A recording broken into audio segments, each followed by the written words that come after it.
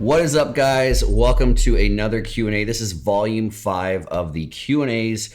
For anyone new here, the way that I do these is if you guys have questions, ask them down below in the comments section. And while you're down there, look through some of the other questions. And if there's a question that you're like, oh man, I want to know the answer to that, give it that little thumbs up. Boop. I'm still not sure if it makes that noise. People are probably tired of me talking about things that make noises that don't make noises, but hey, you get what you pay for. So anyway, yeah, get down there in the comments section.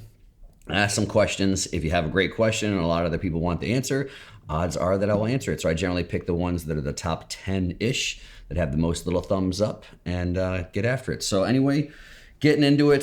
First question here was someone basically said how to work around chronic injuries like disc herniation, which basically affects everybody in some way, shape, or form. So there's a couple answers for this one. So one, some things, you can have like a disc herniation as an example, because pretty much, I'm trying to remember their stats on this. You guys can nerd and look on this if you want, but there's people over the age of 30, it's something like 70 or 80% of the population has a diagnosable disc herniation. So the herniation one is doesn't really necessarily mean much. There's also been interesting research on that too, where it says some people, they follow people that have a herniation, people that have had treatment, people that haven't had treatment, and basically finding little to no correlation between treatment and non-treatment, and also what an MRI or an X-ray will actually show as well too, where it says sometimes people have something that their actual X-ray or whatever looks horrible, like you should be debilitated and have no symptoms, and there'll be other times where it's not that bad and people will be prescribing or describing debilitating pain. So the herniation one, I get into all that because that's an example of something that you can learn to train around properly. Most of the time, obviously there's degrees to this, but if you just learn how to use your muscles. And I say all that because, even though obviously you have vertebrae, you have discs between your vertebrae, which serve a purpose, the main thing that provides stability and strength to your spine is your muscle. So again, the ability to actually use and properly brace with your muscles can potentially alleviate a lot of issues that you're actually feeling. So just from a symptom standpoint, and potentially be protective of having, either more degeneration or more issues. So I say all that because there's lots of injuries that you can work on, so it doesn't have to be something like this is where I'm at and that's that. Whereas, because some people I think I've replied to this where it's like, well, you work on your ability to work around that or have some, obviously it could be through physical therapy, through whatever, but learning how to properly breathe and brace and maybe use some muscles you're not used to using, and you can start to progress things in the right direction with injuries like that. Now, one way or the other, while you're doing that, I think one of the best things people can do with injuries is just find workarounds. I'd say that's one of the biggest mistakes in the industry of bodybuilding, muscle building, is the dogma that you have to do these certain exercises. And the nice thing now is I think there's so many more smart coaches out there that most importantly actually train people and produce results that have shown like it's not that complicated, right? It's like someone like, do I have to do a barbell back squat? And it's like, well, no, obviously if I can do, perfect form on a hack squat with 12 plates aside for 10 reps, there's not gonna be too many human beings that can do that and not have massive lower body. So I think people are figuring out now, it's like, okay, well, just because this specific thing causes me an issue doesn't mean I have to keep mindlessly grinding through it. And that being said, people still do that. I still do that, or I still have done that. I'm in a pretty good spot for not doing that now. So one, if you have an issue, work on it, take ownership of it, do the best that you can to hopefully treat the underlying cause and improve it if possible. While you're working on something or improving something, like again, the disc herniation thing, while you're figuring out maybe how to do this breathing, bracing thing, building capacity in the muscles that will help you do that, do your workaround. So again, if a free weight squat or a front squat or whatever hurts, try a hack squat, try a leg press, and you could have that basically in the midterm while you're making progress, and then you could reintroduce those movements you're trying to make work while you slowly build up your capacity. So if free weight squats hurt now, work on the thing that could potentially improve your bracing and stability while you're doing a workaround, and then when you reintroduce it, start it slow and taper back up. So some of it can be the idea of trying to fix some things, then you can work around while you're fixing some things.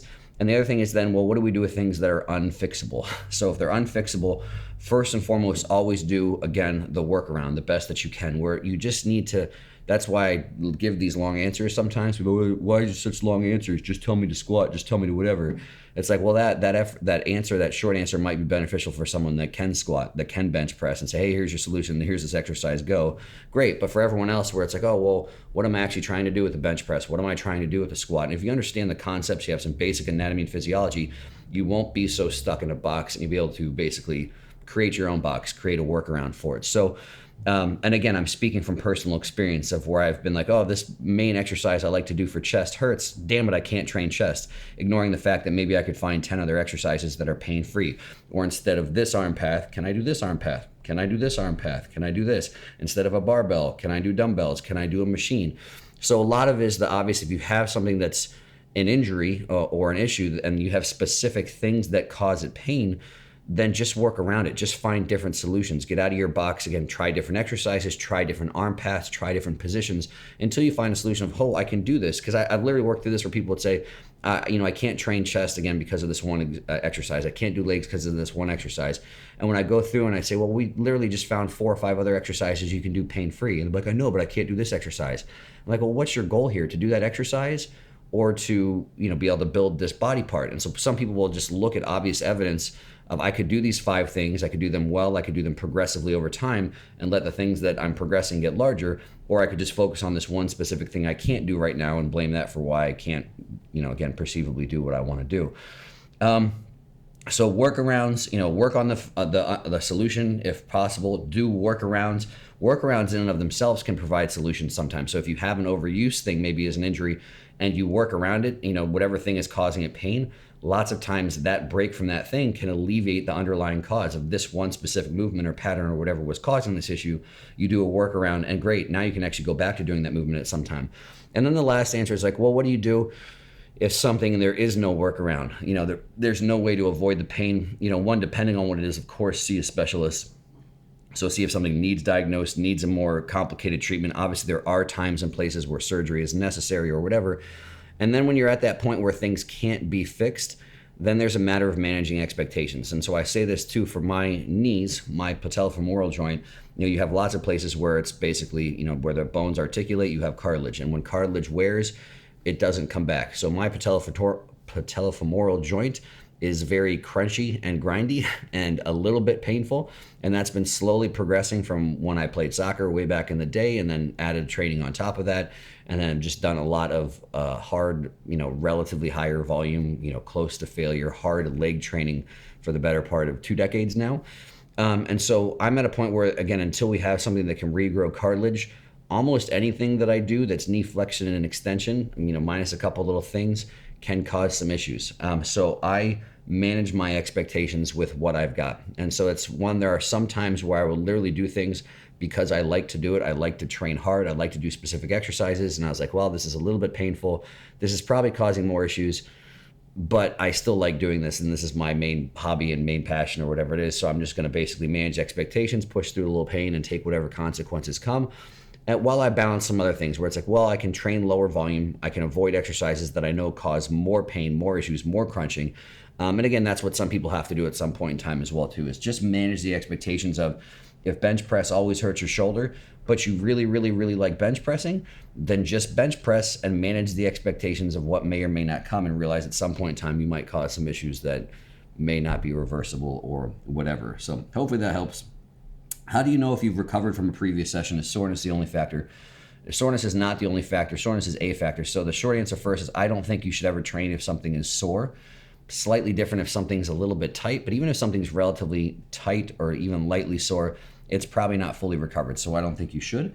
But no, the main way to know, and people don't like this answer because it's really kind of a gut check of, are you actually tracking anything? The main way to know if you're recovered for a session is if you're able to progress the following session and then do that for an extended period of time. So because hypothetically, if someone did have, I don't know what feeling sore or whatever it means to you. That's something you kind of have to figure out yourself. Let's say someone does have some light tightness and like, man, am I recovered? Can I train? And they say, okay, I'm going to train. And they train and they progress from the previous session. And then they do the same thing. The next time they come to train, they're lightly sore or tight, but they train again and they progress from the previous session. And over the course of months, you're progressing within your performance. Then you're probably recovered, or at least recovered enough to actually grow and make progress. And then the bigger thing is, over a longer period of time, over months and years, Are you putting on lean tissue? Is your physique changing? If that's the case, then you're at least recovered enough to obviously have the goal of your training. Then the question is, you're going to get lost in the weeds of, well, what if I had taken an extra day off? Would I have put more muscle on? Would I have been able to produce a better result? Would I have been able to progress more from session to session? And that's the nature of some of these other questions I'll get into. I mean, that's a tough one. Who knows, right? You never really know that part. Could you have progressed faster? Could you have put on more tissue? Could I have put on 11 pounds of lean tissue instead of 9 pounds this year? That's a good question. But the short answer is, if you're progressing from session to session in your logbook, the quantitative variables, great. If you're putting on lean tissue, great. Then yes, then that's how you know that you're recovered from session to session. So even more so than soreness, logbook performance and then what's actually occurring from a lean tissue standpoint are probably your two best gauges for, are you recovering? How big of a surplus did you be in when you bulk? Do you have some insight? Again, some of these are kind of arbitrary, but a number that I've just tended to always pick is somewhere around 250 to 300 calories is always my first start point when I'm trying to go off of maintenance. So if my maintenance is 3,000 calories, then the first bump I will make to say, okay, I'm going to try and bulk now will be 3,250 or 3,300 calories. And there's nothing magic from that. I mean, obviously there's the concept of, I don't think there's any point in going right away into 1,000 calorie or 2,000 calorie, the whole dirty bulk thing. Not that there's anything wrong with that. I mean, that's something I feel like is almost like a rite of passage in the training world. Is everyone that I've known that's ever produced results that are, impressive, whether they're natural, enhanced, whatever, they all have a story of, I dirty bulked through college. I dirty bulked this entire year. I was eating 8,000 calories a day. So some of that, I think, the actual dirty bulk and that large of a caloric surplus itself isn't actually necessary physiologically, but it might be a nice mental barrier that people need to know that they're capable of doing things that are uncomfortable, painful, and out of their comfort zone to actually keep producing results. So it might be more of like a mental thing to actually do that from time to time, as far as more so than physiologically necessary. That being said, there's people that have clean bulked their way to very impressive physiques as well too, which is kind of an anecdotal observation. So if there's an amount that I'd like to say, 250 to 300 calories, but then also be aware too, this depends too on how hard you train and to a degree where your calories are coming from. I mean, there's some interesting research out there. I'm not the research guy, so you guys can look this up if that's interesting to you. But there is research, and I've seen evidence of this, is obviously if more of your surplus is coming from protein, it's very unlikely that additional stuff is going to turn to fat. It's very, very, very, very hard for your body to actually turn protein into fat that you're consuming. So I think there actually is research. I just saw somebody posting something. I didn't delve into the research because, again, that's boring for me. But I saw some research person I follow posting something about they actually did a study where they had people doing a pretty significant surplus of calories from protein, where it was like they were comparing one group to another group. And one other group, it was in 600 calorie surplus compared to the other one. And all 600 surplus calories came from adding an additional protein compared to that group.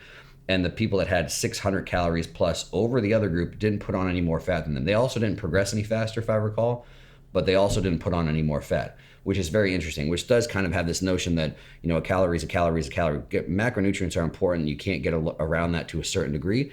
Again, but except when you actually look at physiologically what has to occur for you to turn protein into fat, it is true that not all calories are exactly the same. So that would be my thing, is if you want to bulk a little bit more aggressively over that 300 plus calorie mark or whatever, just add more of it from protein, and it's pretty safe to say, okay, well, you're going to be in that surplus. And again, if you have issues with recovery, the whole point of being in a surplus is so you have better recovery. Might as well have more of it come from protein anyway. But in general, I'll set it there and then just make those increments up as needed to continue to put on weight, as long as you're actually progressing in the gym as well too. I mean, that's the problem. People say, oh, I'm up 300 calories. I'm not putting on enough weight. And then they'll do 300 more calories and 300 more calories. At the same time, their logbook's not progressing. It's like, well, I'm not sure what exactly you're doing, but eventually that's a good way to get fat, as you keep increasing your calories while your gym performance is not improving either. So generally for me, 250 to 300 calorie increments are my adjustments that I make to keep pushing weight up.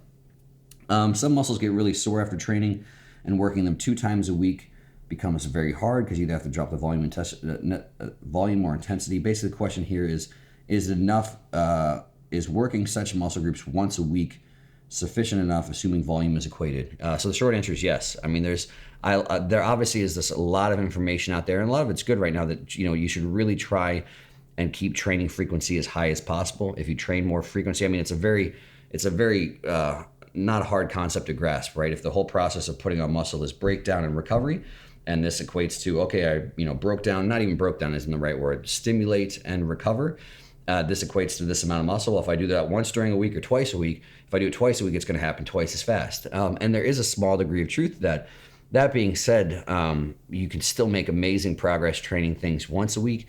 And I still think that is a very small part of what produces overall results. I say this all the time in so many videos where, again, things like adherence, work ethic, consistency, those are the variables people need to put more time and effort and focus on, and less splitting hairs about what kind of splits you're using, and how frequently you're training or whatever it is. It should be something where, like, I'm going to go in, I'm going to find the program that I enjoy doing. I'm going to make sure that I'm training my ass off with proper form. I'm training close to failure. I'm beating my logbook. I'm progressing quantitative numbers. And that's the huge part that ties into results. And then the rest is if it's like, well, if you find out, well, I might as well try training this more frequently. I'll try this different split, with realizing that's probably one of the least important variables. And you just kind of go in like, well, let's see what happens. That's fine. And that's like a lot of the things that people get caught up on with training variables and splits is like, if you can just kind of non-emotionally give that stuff a go, why not see what happens?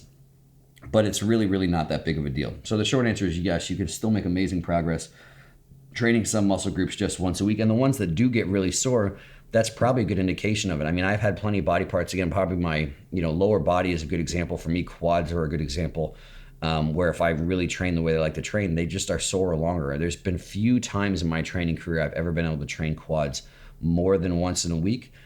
Just for how I like to train them, and that's fine. And I can train other things more frequently. And so yes, this is a good way to program, in my opinion. Some things can be done twice a week, some body parts can be done once a week, and that's perfectly fine. So this is, again, I like these types of questions, but again, it also kind of shows, what your main focus should be on. So this next question is how much gains, if any, am I leaving on the table if I never do exercises above 15 reps or rarely? And the next question is how much gains am I leaving on the table if I never use any intensity techniques? So drop sets, partial reps, etc. So the first answer is, to a certain degree, I don't know, right? Because, and this is, again, there's so many moving parts in training where there's going to be somebody that has a world-class Olympia level physique that's never gone above 12 reps ever. So there's this notion of what can an individual do. And you're going to have an example of pretty much everything within training. You're going to find an example of someone with a world-class physique that's only trained things once a week, someone that's done training twice a week, someone that trains to failure, someone that doesn't train to failure, someone that trains high reps, someone that trains low reps. So this is a really tough one. The short answer is there's no way to really know, to be honest. I don't think anyone has to do almost anything. So can you produce great results, training below 15 reps the majority of the time? Obviously, absolutely. And the thing is with this kind of stuff is, are you producing results? Are you making progress? That's probably the big take home with questions like this. I always say, if you're progressing, you're winning as far as hypertrophy and muscle building is going. Write that down. If you are progressing, you are winning. And that's the thing, that the biggest mistake that I think, or one of the big mistakes that people make often, is then they get greedy where it's like, can I progress faster?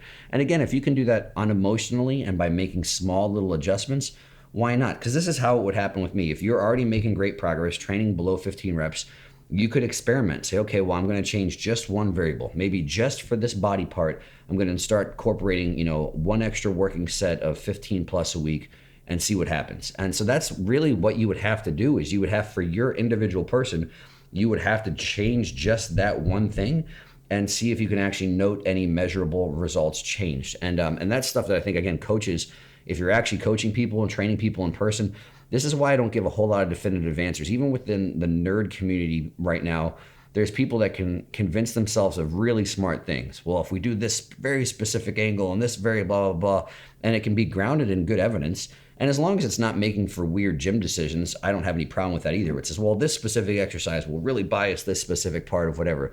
Let's say, okay, cool. And all people ask me about that. And I'm like, hey, if it's a good exercise, do it. Have it in your program, go after it. But then people will ask me like, hey, do you think this exercise will grow this specific part? And I'm like, even if there's evidence implying so, just from concepts and anatomy and all that, I'm like, I still can't say yes if I haven't seen it, right? And so I think that's a little disconnect in the industry right now, is if you want to actually say, hey, I've actually seen someone incorporate 15 plus reps and it drastically changed their physique. I've seen someone incorporate this exercise and just this one muscle head grew. if I haven't seen it, I'm not going to say that this is going to be the outcome that's going to come from making that change. And so I think that's why it's very, very tough for me, for other coaches, the tons of other coaches out there actually training people and trying to actually see what measurable results are produced from changes. Questions like this are really, really tough, and it's really interesting. So that's really how you'd have to go about it. The answer is I don't know at all. And if you wanted to try and figure it out, you'd have to implement that one change, track and measure what actually changes in your physique as a result of that. And when I give that answer, most people are going to realize I'm not actually tracking stuff accurately or consistently enough to actually just implement one change and see if that produced results or whatever. That's probably the bigger issue that most people will have, is that, again, you're not doing anything accurately enough to really know, even if you did try it. And so it's a very similar answer for the drop sets, the partial reps and all that kind of stuff. But that's my answer is always more, if you're producing results, don't add that stuff in, right? So the same things. If you're progressing, don't add in more, because I'm always for the notion or the idea of, because the first one's actually comparing two different variables, low rep range versus high rep range. This is basically a way to accumulate more effective volume. And we could split hairs. It's not exactly the same as adding more sets, but adding intensifiers will add basically sets, close to failure just by adding in drop sets or whatever you're doing, partial reps, etc. You're just adding in more volume. And so I generally almost never add volume ever in the form of more sets or in the forms of these types of intensifiers if someone is progressing. Every once in a while, I'll have someone where I feel like I can just, an advanced athlete where I'm just putting it on them, they're killing it in the gym or whatever, their recovery is really good. And I'm like, this person has made it far enough that they need more. And then I'll add in those types of things. Now, again, these things are perfectly fine as well, too. If you like them, that's always good. People will ask me that kind of stuff all the time. Well, what's the point of metabolic pump work and this and that? It's like, well, if someone's recovering well, again, I think you can make an argument for it. It is more effective volume. And if you can recover from it, I like doing that. I like doing intensifiers. I like doing some of that stuff. And if I can recover from it, it doesn't slow progress, that's for sure. But again, for my overall answer still, this kind of stuff is if you're already making progress, don't add stuff in just because could I be making more progress? And that's the thing where I can't emphasize enough people needing just to be patient at times. And obviously that leads to a lot of issues in life outside of training. But people, if you're making progress, just be patient, because it's going to add up eventually, right? Even if it's slower than you want. And people will look at people that either have, they're on drugs. So yes, of course it goes faster. The same person not on drugs, adding drugs, yes, it'll go faster. But it's the same with, you could just get pissed off looking at people with good genetics as well too. Like, oh, that person's progressing faster. It's like, well, shit, that's just how life works.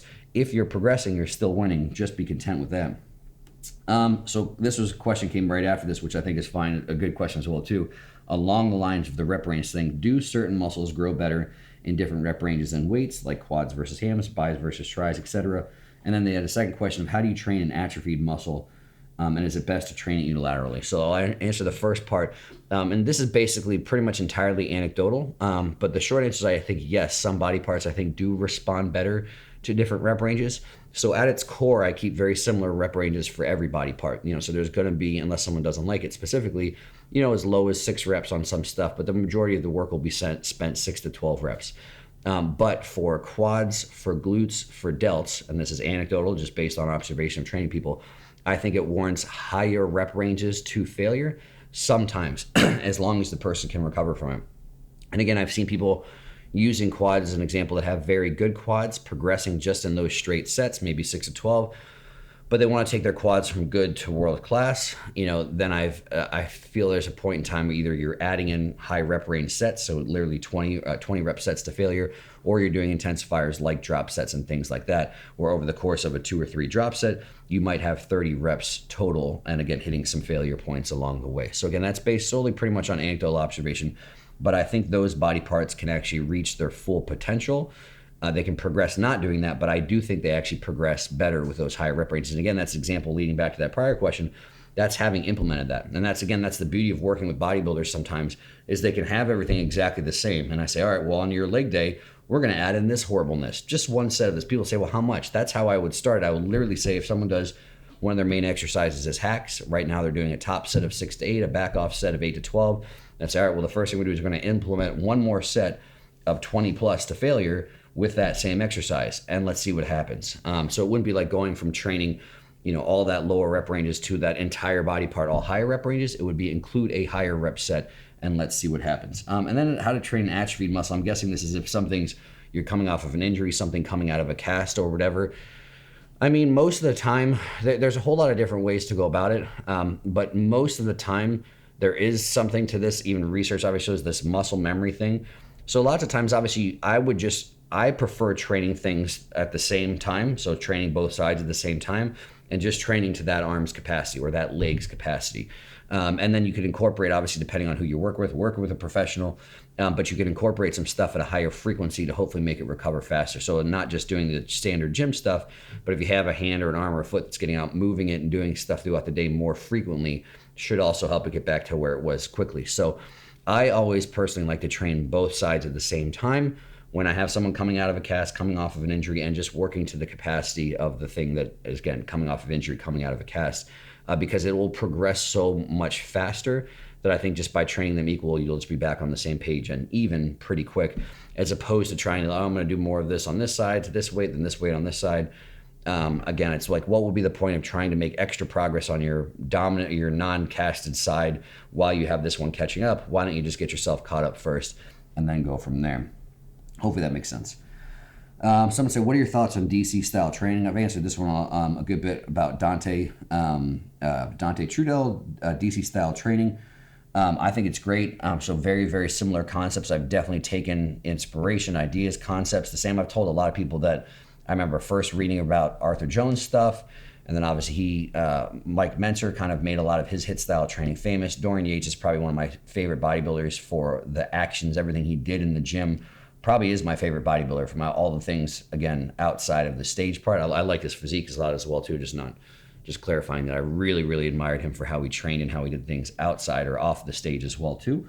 And so, again, all those, I definitely have taken a ton of inspiration from more of a lower volume HIIT style training.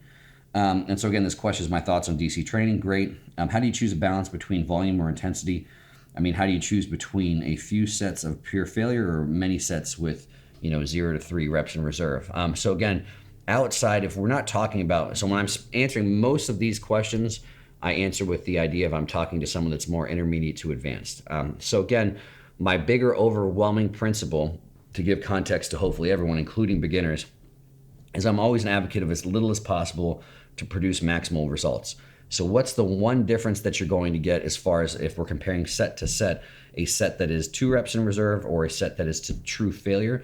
You will arguably, as you get past even reps in reserve, all the way actually to a full failure point, if you have those unintentionally slow grinder reps while you've accumulated that level of fatigue where you can no longer do more, you'll have a higher level of intramuscular force production. So some people need that, in my opinion, and some people don't. So if I have a beginner, I always have the concept for everyone, but especially with beginners, do as little as possible to produce maximal results. So very often with beginners, not very often, pretty much always with beginners, I will never have them train to failure because they don't need that level of intramuscular force production. Just putting some weight on the bar, staying a few reps short of failure will be enough stimulus for them to progress over time where they can keep having progressive overload occurring, keep putting tissue on. At some point in time, to have that level of intramuscular force production, I think you have to train to failure. Once you reach that point, then for me, I always choose training to failure for fewer sets as opposed to doing more sets with more reps in reserve. Because one, again, I think sometimes it's a necessity. So if I literally think that intramuscular force is the main trigger or stimulus that I need, that's the thing that I make sure is occurring. But I also say because it saves volume overall. So I think honestly, volume is the biggest orthopedic killer within the muscle building world. The biggest causing orthopedic issues is total volume, not just effective volume, but even volume of warm-up sets and extra sets. So if I'm trying to get effective reps either by training less sets to failure or more sets short of failure, I'm going to accumulate more overall volume, including non-effective volume, from training reps in reserve to get the same amount of effective volume. So I always choose lower volume as well too, because I think it's a more effective way to train to have a longer training life, have a longer training career, and not have orthopedic issues catch up with you as quick. So someone kind of asked this, but this is a slightly different question, so I figured I'd answer it, and a lot of you wanted this answered. Is soreness a good indicator of an effective workout? This person says, I hit push-pull over twice a week, and after a while, no matter how hard I train, I rarely get sore. So the soreness question, so soreness in and of itself is a variable that I could say this feeling, so this perceived whatever of soreness, means this specific thing for everyone. No, it doesn't. Soreness in and of itself means nothing. Now, soreness to you, whoever's watching this, soreness to an individual does mean something. And so to clarify that is, again, if we're looking at the whole point of training is to produce results. Are there people that have put on a crazy amount of muscle that never get sore? Yes. And they never get sore while they're putting on muscle? Yes, there are those people. Are there people that have put on a crazy amount of muscle and they're sore all the time from every single session? Yes. So I think there are individual things that go on with soreness, even the way people perceive pain, because that's a funny thing. We speak about pain as if it's the same for everyone else. And, this is outside of my scope, but their perception of pain is still individual from person to person. So that's why another reason it's pretty impossible to say, hey, here's what soreness means, when you don't even really know what the person's perceiving compared to what you're perceiving. So I say all that because, again, so from across the board, looking at all different people or whatever, you could produce results with both ways. But whatever you're kind of used to happening, you can look at soreness as indicating something. So meaning if you've been making great progress and, you're never sore, and then all of a sudden, you're just sore like crazy out of nowhere and it's very rare, then I would look into that. Be like, okay, well, what does that mean? First off, am I still making progress? Likely if you've never been sore before while making progress and all of a sudden you're super sore and progress slows down, it's like, okay, did I do something that has impacted my recovery where I can no longer recover as well? Should I look at that? Should I make adjustments? And the same thing the other way around. If you were always sore and making progress and then all of a sudden you're not sore anymore, that might be something to look into. And now again, it could be something where if you've just gotten progressively less and less and less and less and less sore over time, but you're still producing results, that might just mean you've started to adapt to your stimulus a little bit. Maybe you're actually just being more on top of your recovery variables. So that tends to be a pretty normal pattern. So people go from being very sore right when they start training, and if you're actually adapting to the stimulus you're giving, but also on top of your recovery, you might generally get less and less sore and still be able to produce results. So no, soreness doesn't mean anything as long as you're producing results. So if you're producing results, you're progressing, again, looking logbook, sessions, comparing session to session, you're making progress. Most importantly, over time, you're actually putting on lean tissue, the scale's going up, your physique is changing. Soreness doesn't have to be doing anything specific. You could never be sore, and that's great. You could always be sore, and that could be great, again, because it's a very individual thing. But again, if there's a change, then obviously the big things to look at are recovery. At some point in time, if you are used to be sore and now you're not sore and you're not making progress anymore and you're not sore, then you might have to just increase your training intensity in some way, shape, or form. You might have to start training closer to failure. You might start have to using things potentially like a spotter so you can actually train to or past failure. You might need to add in some more volume. You might need to add in some intensifiers. If your recovery is still great, your sleep is good, your food is good, whatever it is, there's points obviously where you do need to progress your training as well too. So again, the soreness always comes back to, should I be sore? Should I not be sore? Check, am I producing results? And if you're not producing results, then you start to look at soreness and maybe make some adjustments. Next question. Oh, okay, this was a good one. I thought someone's basically saying, do I need alternative movements to avoid overuse injuries? And it says, especially from like powerlifting camps, you'll see people that say you need to adjust them all the time, and then saying, well, if I haven't had any issues with this, do I really need to adjust it?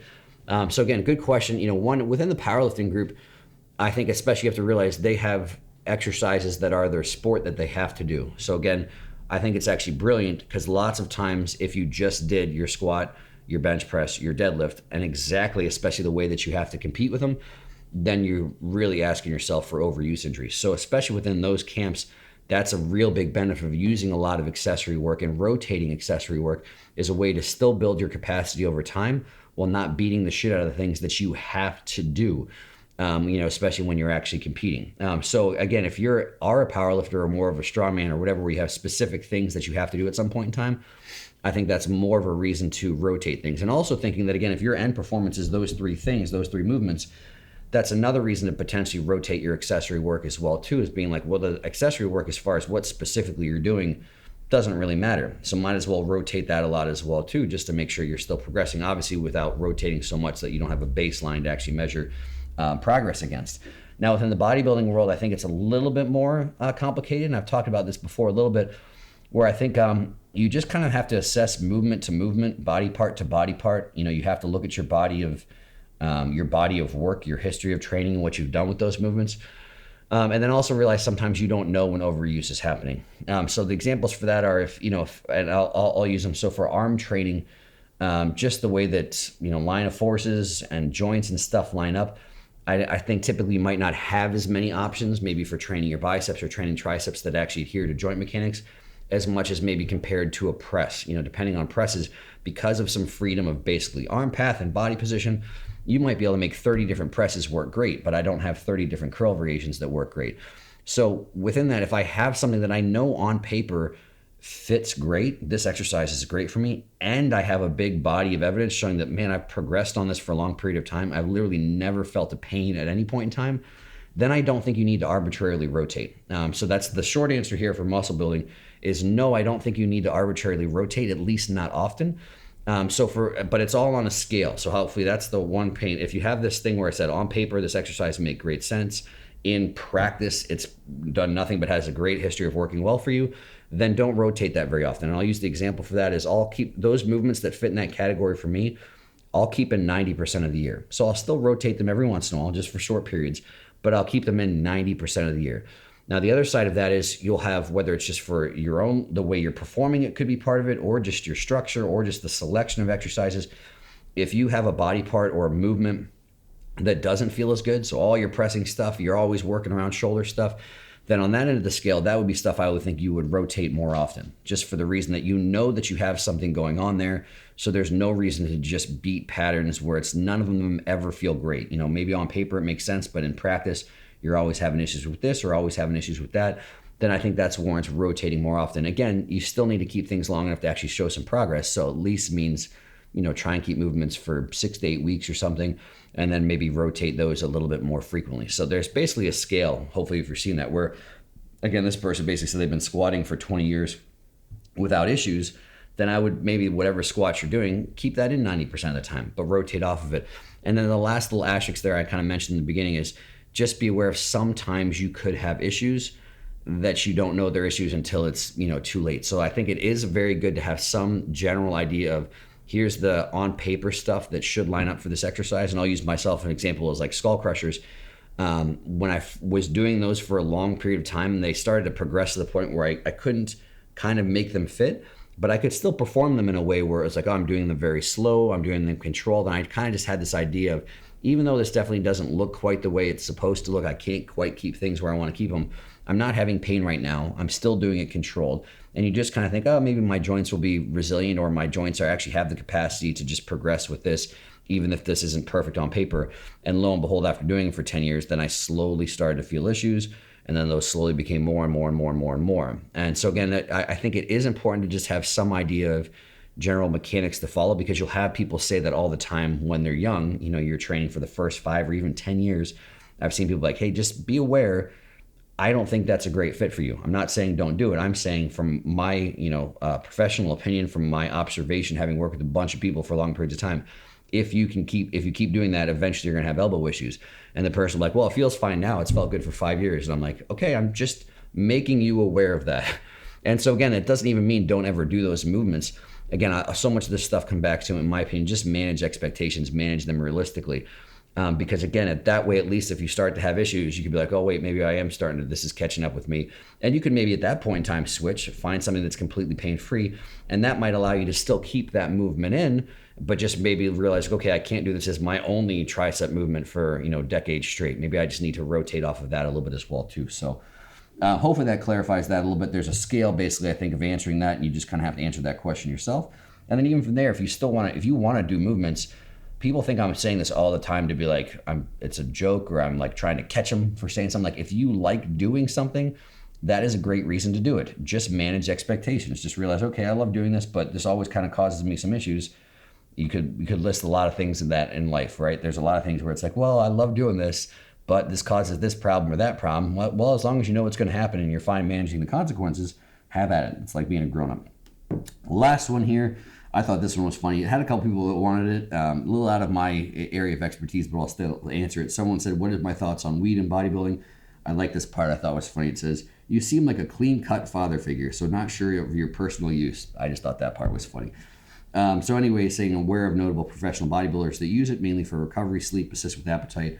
Wonder if I'm for or against it. I mean, overall, I don't think there are any problems with it. One little asterisk that I'll add to that, things to be aware of. So first off, yes, I don't know too many professional bodybuilders that don't use it. Actually, so this person's saying I notable of a few professional bodybuilders. I would say it's close to all of them. So if you can look at people that actually use it and have still produced crazy results, I think we actually have a huge population of people that use it just fine and produce crazy results. And so as far as things, it seems like there's a lot of evidence that would be obviously good for managing stress, managing recovery. Appetite definitely would be a huge benefit, and especially if you've never had appetite issues, you haven't off season long enough.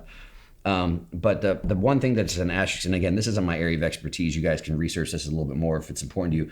But a lot of people do use it for sleep. And the same as anything else, I don't think that's all bad, especially if it's more of like a managed stress thing, so your body's more prepared to have good sleep cycles. But I've read there's issues where you could basically use it as a mask, where even though you fall asleep, you're not actually having the proper sleep cycles and stuff occurring. Again, I think it's a little dependent on amount when you use it as well too. Where again, if basically you're just knocking yourself out is the only way that you fall asleep, I think you could be masking some issues that will be coming from not having proper sleep. So again, that's outside my area of expertise. If someone's really, really smart with this stuff, or they've done a ton of research, don't be like, hey, you're in it. I gave the disclaimer, not my area of expertise. I don't have a good, I suck at chemistry. I already told people that in various videos. I worked really hard on chemistry in high school, and I got like a C+. Maybe I got a B. It was in college. I worked really hard at chemistry, and then I'm not good at chemistry. So anyway, not my area of expertise. But overall, I think it's probably the same as a lot of things in life. It's probably perfectly fine in some capacity, but people can use and abuse things. So there's just stuff outside of that as well too, or just, again, just be aware of how you're using it. Be aware of how your actual sleep quality is. Same thing too, obviously, if you have stress, again, there's so many things you could lump in this category, but if you're not addressing the issue, right? And the same thing even with appetite. If you have a big gut issue or who knows what, and you're just using that as the only way you can eat, that's the only way you can produce appetite, that might be an issue. Or it's the only way you can manage stress, it might be an issue. So again, I think everything, the same as everything in life, there's the devil's in the dose, and just make sure you're not using it to mask other things. So that is it. I think that was 10 for today. Good questions again, guys. Doing a good job. I appreciate all the questions. If you're enjoying these videos, please do the YouTube thing. Like, subscribe, share. And if you haven't already and you have some questions, get down in there, ask some questions. Give a little thumbs up to other questions that you think are good, you want to hear. The more you guys do that, obviously, that's how I figure out what we're going to ask for the next one. So that is it, Volume 5. Hope you guys enjoyed it. And until the next one, peace.